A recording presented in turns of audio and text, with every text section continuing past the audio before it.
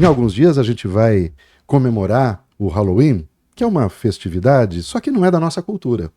Eu, por exemplo, não me lembro, quando criança, de ter essa data para festejar, nem na escola, nunca foi lembrado isso. E hoje a gente vê cada vez mais inserida na nossa cultura.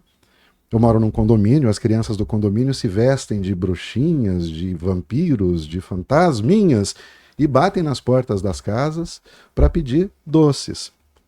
Doces ou travessuras, conforme elas dizem. É uma gracinha, é bonitinho, mas a gente deve estar pensando, o que o Espiritismo tem a ver com isso, né? Por que a gente vai falar disso? Porque aqui, no Espiritismo Sem Censura, a gente fala de cultura também. Estamos inseridos numa cultura que não é mais uma cultura nossa só, é uma cultura globalizada, desde os anos 80, sobretudo, com o avanço das comunicações, da tecnologia, dos meios de transporte. Cada vez mais a cultura é global. E a pergunta fica, o que tem a ver o Espiritismo com isso? É bem interessante, né? Porque principalmente com a afluência de escolas de inglês por todo o país, elas buscando folclore americano para transmitir, começam a trazer as suas comemorações para cá. E a Halloween é uma das principais comemorações americanas, né? É uma data bem marcada. Lembrando que o americano foi colonizado por europeus, irlandeses, ingleses, e essa festa já acontecia por lá e ela também foi importada. Então você vê como que a festa vai sendo transmitida dessa maneira. Você bem falou, os meios de comunicação, nossa, divulgam de tudo, o que é bom, o que é ruim, o que é festa, o que não é festa, e o Halloween ele vai sendo incorporado. Algumas escolas, principalmente as escolas do estado, eles não estão incentivando nada a comemoração do dia 31 de outubro, porque eles querem valorizar as comemorações do folclore brasileiro e não querem que se comemore o folclore importado, vamos falar assim. A minha esposa, que é professora de inglês, ela estava doida para fazer uma comemoração, alguma coisa marcando esse dia com os alunos, mas a direção da escola proibiu ela de fazer isso, porque não é a orientação do Estado do comemorar festas estrangeiras. Eu acho isso uma tentativa de valorizar o folclore nacional? Não, porque eles também não valorizam. Eu acho só uma tentativa boba de frear uma influência que a mídia traz globalizada e até atrapalhar o trabalho da professora de inglês. Uma tentativa inútil, né, Alan? Inútil. Não traz benefício nenhum, porque se a gente está falando em globalização, se é a nova realidade, a gente, é claro, dentro da globalização, né, desse fenômeno, a gente tem que tomar cuidado com a aculturação, ou seja, você perder a sua cultura para poder trazer uma cultura que não é sua. Isso. Mas a assimilação cultural é algo totalmente natural neste cenário. É natural que nós tenhamos acesso a outras culturas e que acabemos por trazer essas culturas diferentes para a nossa, mas também com elementos da nossa cultura. Sim. Por exemplo, nós temos aqui o Saci Pererê. Eu posso vestir uma criança de Saci, de Curupira, não posso? De boitatá, de mula sem cabeça. Nós podemos inserir também esses elementos na decoração e assim temos uma festa brasileira, mas que também tenha seja referenciada por uma festa americana, no caso. Falando aqui americana, mas ela não nasceu nos Estados Unidos, não, né? Onde ela nasce isso? Ela começa há muito tempo e é interessante a gente dizer que aí a gente vai fazer um paralelo com o Espiritismo. Mas como? O Espiritismo e Halloween? Os celtas é um antigo povo, um grupo, vários grupos, na verdade, humanos que inicialmente viviam na Europa Central. A religião, ou o que eles acreditavam, a gente vai chamar de druidismo. Então, entre os celtas haviam os druidas, que eram os sacerdotes. Eram pessoas consideradas muito sábias, eram pessoas que eram respeitadas dentro daquelas sociedades. Os druidas e as mulheres, entre as mulheres eram as druidisas. Eles tinham uma festa para comemorar o solstício de inverno, o final, então, do verão, quando terminavam as colheitas. As noites passam a ser maior e os dias passam a ser mais curtos. Portanto, vai esfriando, para a gente entender a entrada do outono e depois do inverno. Os druidas, então, acreditavam que naquele período, Alan, o véu que separava o mundo dos vivos e o mundo dos mortos se tornava mais tênue. E era possível, então, que se estabelecesse uma comunicação entre os vivos e os mortos. Os mortos poderiam retornar e visitar as casas dos vivos, dos encarnados, né, como chamamos hoje. E é interessante a gente dizer que relação tem o druidismo com o espiritismo. É interessante porque quando Leon Hipólito Denizar Rivaio começa a pesquisar sobre as mesas girantes... Vamos voltar? Vamos. Hipólito Leon Denizar Rivaio. O que eu falei? Leon, Denis, você falou. Hipólito Leon Denizar Rivaio. Hipólito Leon Denizar Rivaio. Só volta esse pedaço. Eu falei errado? Falou, você trocou o nome dele no começo. Você começou com Leon. E é interessante a gente lembrar que Hipólito Leon Denizar Rivaio, quando começa a pesquisa das mesas girantes, começa a perceber uma inteligência ali por trás e começa a organizar e catalogar aquelas informações para tentar entender da onde vinha, como aquilo funcionava. É falado a ele que numa encarnação anterior ele havia sido um druida, com o nome de Allan Kardec. E esse nome, Hipólito, resolve usar como pseudônimo para sua obra, para diferenciar da obra que ele fazia como educador na França, até naquele momento, daquela pesquisa sobre os espíritos que ele começa. Então, o nome Allan Kardec é de origem druida. Então quer dizer que Allan Kardec, inicialmente, não estou falando do nome, estou falando do... Allan Kardec, inicialmente, foi um druida. Foi um druida. Ou seja, um sacerdote, uma pessoa muito respeitada, que tinha então a crença de que podia se comunicar com os mortos, ainda no período celta. Sim. E segundo os espíritos que orientaram o trabalho da codificação, ele havia sido um desses sacerdotes. E ele começa então, olha que interessante, né? Por tantos nomes pseudônimos que ele podia adotar, ele achou por bem adotar esse. Não acredito que foi tão à toa assim. E ele começa todo o seu trabalho da codificação, que a gente conhece, a gente aqui não vai hoje se debruçar sobre esse trabalho, mas levando o pseudônimo de um druida, né, que ele havia sido numa encarnação anterior. Então tem uma ligação já na origem do espiritismo, o Allan Kardec havia sido um druida. E essa festa, então, era comemorada nesse momento, porque o véu diminuía, nós conseguíamos falar com os espíritos lá na época dos druidas, e depois, por que ela ganha o nome de Halloween, Wilson? O nome da festa, originalmente, era Samhain. Samhain. Então a gente dá até para imaginar, né, Alan? Eu fico aqui tentando imaginar Allan Kardec como sacerdote participava do Samhain. Não só participava, como conduzia provavelmente, uma vez que era uma festa espiritual.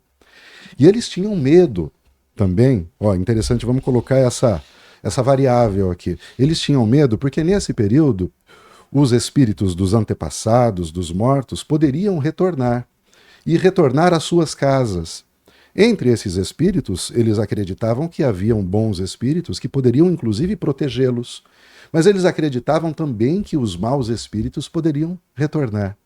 E a ideia de se fantasiar, Alan, veio disso daí. Olha só. Deles se fantasiarem para enganar os maus espíritos, para que não fossem encontrados. Ou seja, se eu tenho algum inimigo no plano espiritual, nessa época em que esse véu se atenua, se torna mais tênue, e que esse espírito pode então voltar e me afetar, né, eu vou me esconder, eu vou disfarçar nessa festa. Muito interessante, né? É interessante porque a pessoa já tem o peso na consciência, né? Claro. Ela já tem a afinidade antipática por aquele espírito. Por que não resolve de outra maneira, né? Por que só se esconder? Será que é a melhor forma? Né? É uma é algo para a gente pensar, né? Porque nós, pensando como psicanalista, para a gente viver na sociedade, nós criamos máscaras sociais, tipos.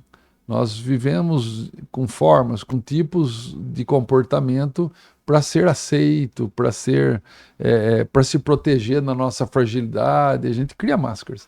Então parece que é uma exteriorização mais crassa, mais forte, mais marcada dessa máscara para eu fugir dos meus medos mais íntimos. Seria isso?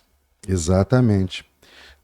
Voltando àquele tempo, imagina como seria legal se nós tivéssemos um cineasta hoje para fazer uma superprodução. Pensa bem, Allan Kardec entre os druidas, naquele cenário. Imagina como seria legal ter um filme retratando aquele tempo. Como será que foi essa personalidade de Allan Kardec? Veja, ele já tinha então essa proximidade com o mundo dos espíritos. E essa encarnação dele como Hippolyte Léon, que ele era um educador, ele foi um educador, ele aproveitou todo aquele arcabouço de conhecimento que ele tinha na educação para então aplicar, aí sim, numa comunicação definitiva com os espíritos. Ele veio revelar para a gente esse véu que se tornava tênue no Samhain, né? Kardec vem rasgar esse véu. Olha, o que está do lado de lá é isso daqui, de uma forma inequívoca. E você me fez uma pergunta que é interessante a gente seguir. Ó, como que isso vira Halloween? Bom lembrar que o período dos celtas remonta 2000 anos antes de Cristo até 500 anos depois de Cristo.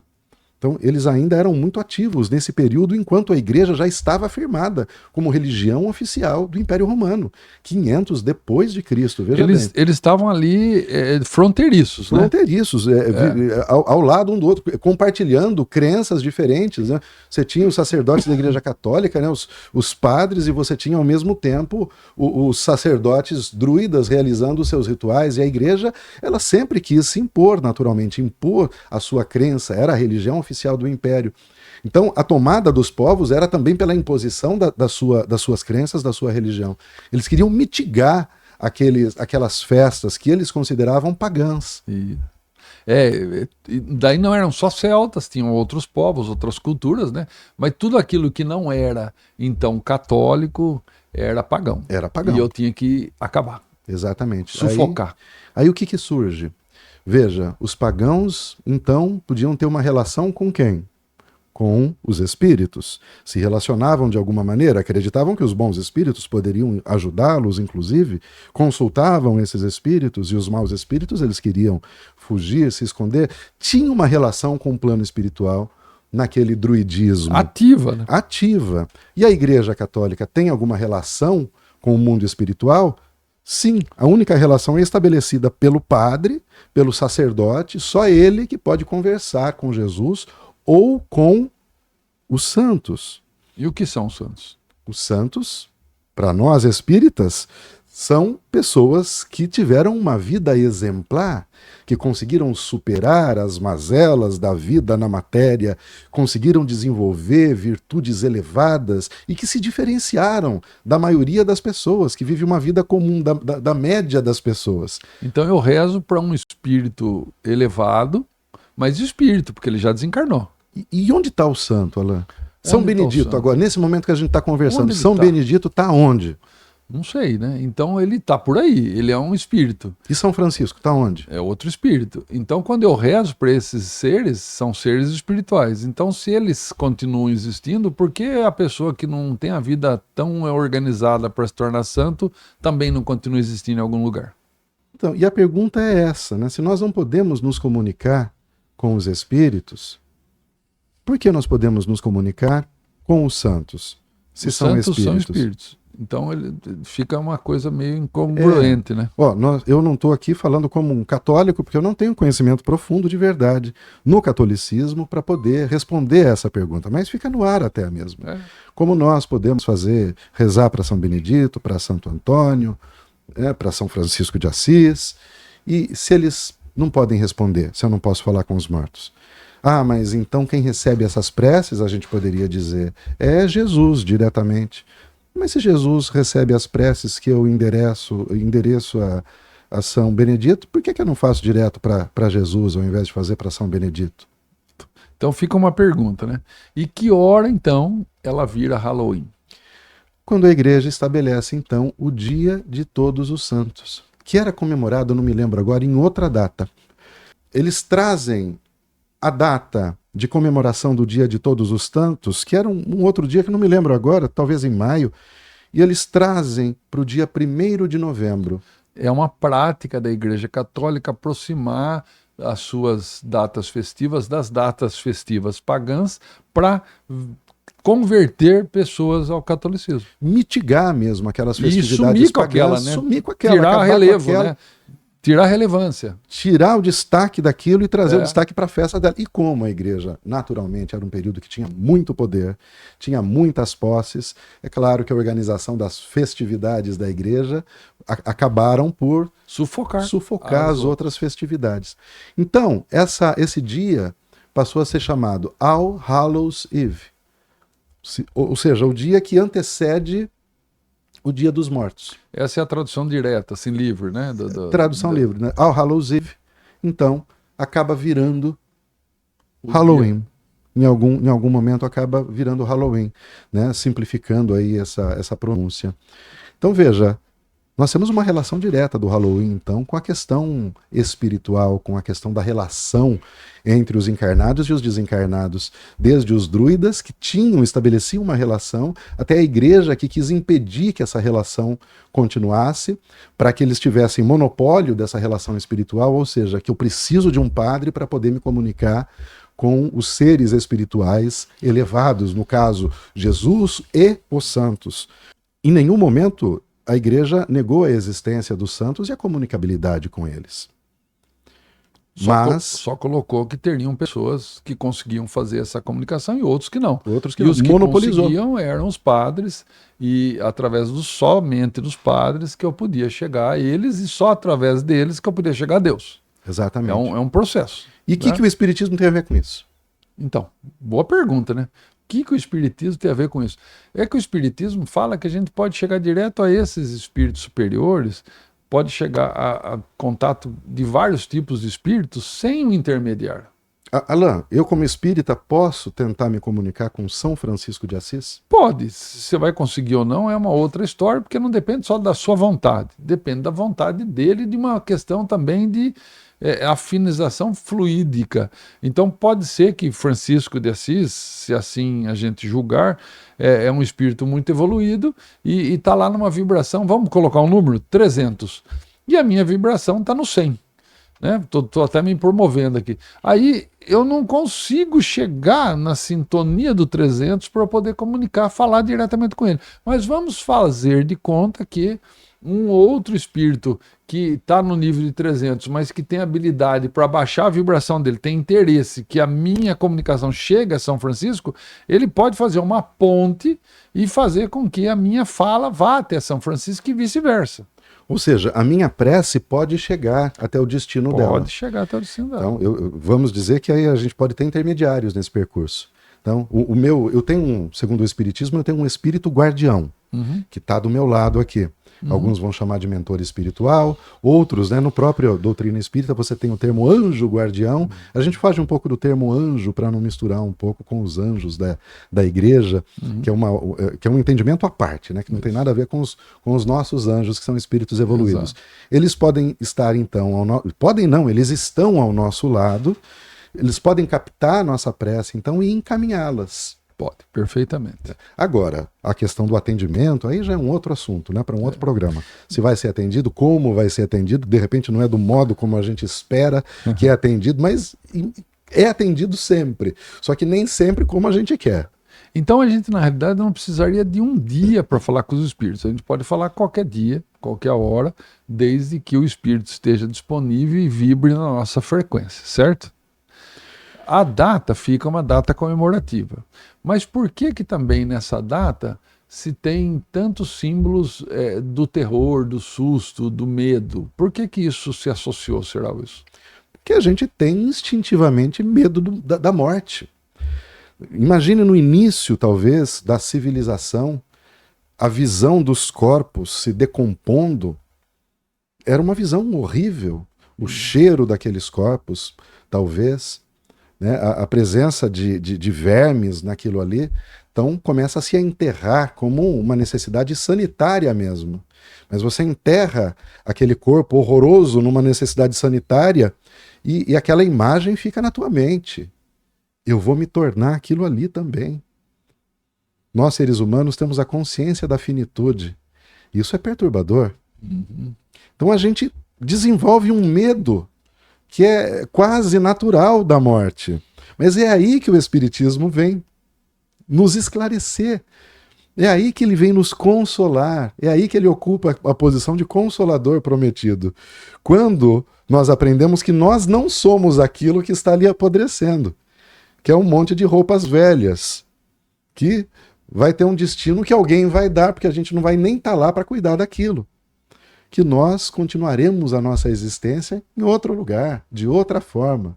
Então o Espiritismo esclarece, mas é daí que vem essas imagens assustadoras. Então é um período que o susto tem a ver também com a lembrança da nossa finitude, a lembrança que nós vamos morrer. Da morte, né? Lembrança da morte. Mas não é nem um pouco preocupante esse tipo de imagem, né? Seria um vazar dos nossos medos interiores. Mas isso não tem um lado delicado? Tem um lado delicado, né? Muito delicado pra gente, assim como assistir em excesso, né? Filmes de terror, filmes de violência, faz com que a gente se sintonize com esses... Muda a vibração. Muda a nossa vibração imediatamente.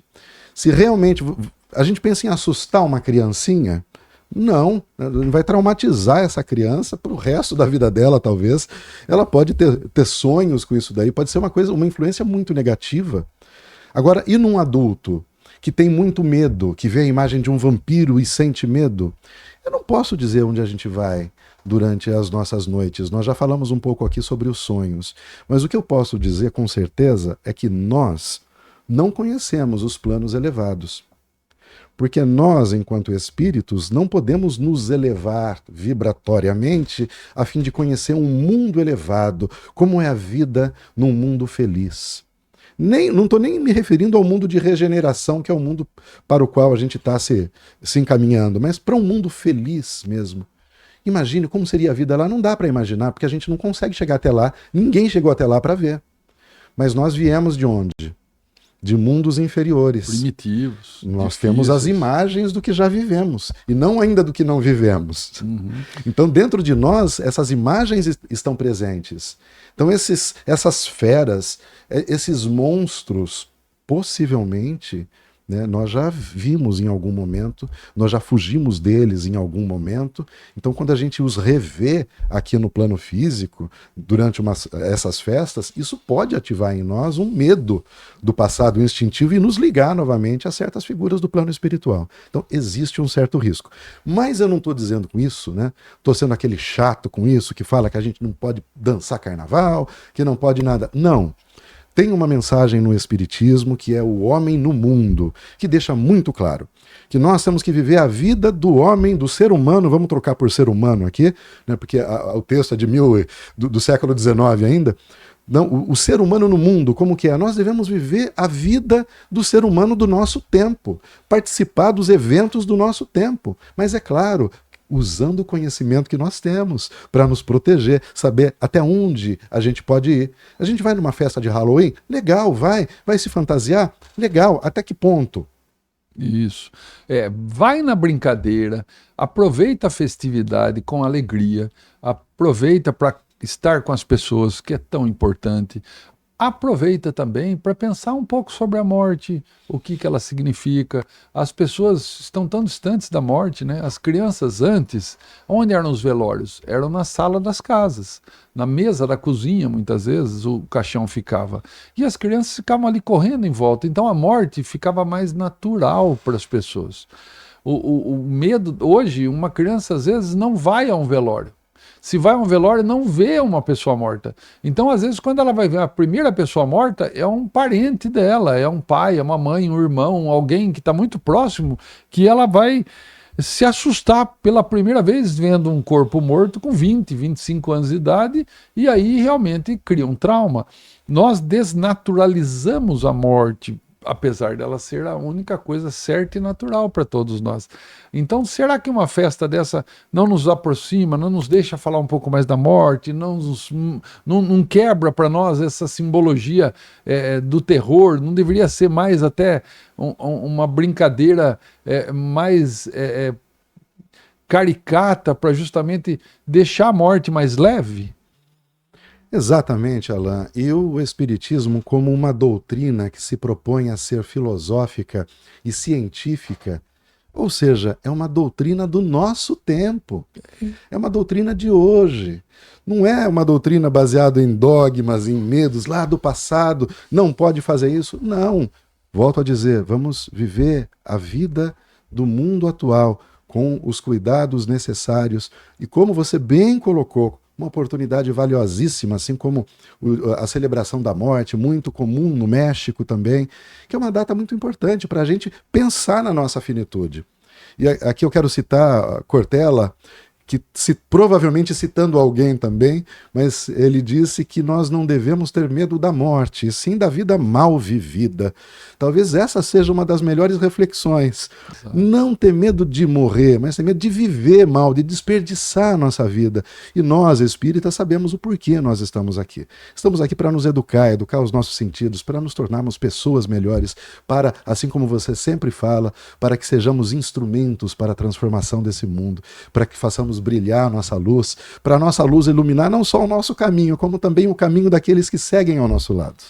Então, se a gente pode deixar uma sugestão, aproveite o Halloween para falar da morte com seus filhos, com seus sobrinhos, com as crianças que estão à sua volta, de uma forma leve, para que elas comecem a entender que a vida continua após a morte, que há um contato com o plano espiritual, que há um contato diário. E a festa nada mais é do que uma lembrança desse contato, que o simbologia da morte, a simbologia da fartura até, né? Porque eram sempre no final de colheitas, aquele monte de abóboras para todo lado, morangas. A decoração, né? Com a abóbora por isso, né? Fartura, sobrava. E, então mostra que a vida, ela é farta, e mesmo a morte é farta, porque a colheita não deixa de ser uma morte da planta, não é? Isso. A planta não acabou, deixou o fruto. Quando eu deixar de existir como corpo, eu posso deixar um fruto? Olha quanta simbologia dá para a gente trabalhar com essa data.